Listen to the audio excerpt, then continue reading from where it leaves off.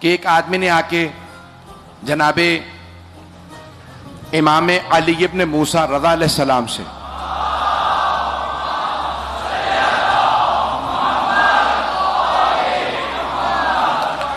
کہا مولا ایک مقام ہے، وہاں سے جب لوگ گزرتے ہیں تو وہاں انہیں ڈاکو لوٹ لیتے ہیں۔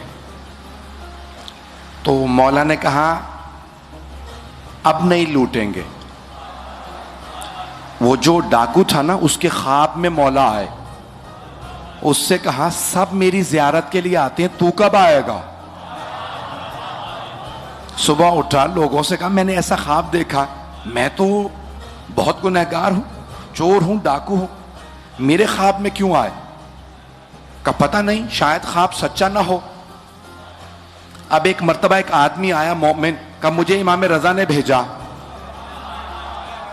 کہا میرے نام سے بھیجا ہے؟ کہا ہاں، نام لے کے کہا اس سے کہنا تو کب آئے گا میری بارگاہ میں؟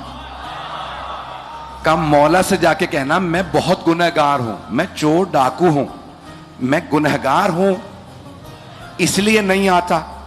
اس نے ایسے ہی جا کے مولا سے کہا مولا وہ کہتا ہے میں چور ہوں ڈاکو ہوں، کس منہ سے آؤں؟ مولا نے کہا میرے پاس صرف نیک نہیں آتے، ہر طرح کے لوگ آتے ہیں، اس سے کہو آئے تو صحیح، جتنا بھی گنہگار ہو۔ اب ایک مرتبہ سوچنے لگا مجھے امام نے بلایا ہے، اس کردار سے کیسے جاؤں؟ توجہ، سوچنے لگا میں نے اتنی چوریاں کی، اتنی ڈکیتیاں کی، کس منہ سے جاؤں؟ تو پھر کہا اچھا توبہ کر لیتا ہوں، مولا سے ملنے جا رہا ہوں۔ لوٹا ہوا مال لوٹانے لگا، پتہ نہیں لوگ ہیں یا نہیں ہیں، لوٹا ہوا مال سب کو لوٹانے لگا۔ لوگوں نے کہا بھئی جب تم نے لوٹ لیا تھا ہمیں بھی تمہارا ڈر لگتا ہے، لوٹانے کیوں آئے ہو؟ کہا میں نہیں لوٹا رہا تھا، مجھے مولا نے بلایا ہے، جاؤں تو کس منہ سے جاؤں؟ جب تک سب کی امانتیں لوٹا نہ دوں۔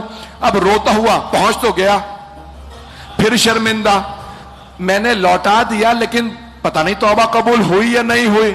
توجہ، اب وہ کھڑا سوچ رہا تھا، رو رہا تھا مولا کہ کیسے جاؤں گھر میں، کیسے بارگاہ میں جاؤں؟ مولا نے خود دروازہ کھولا، کہا آ جا۔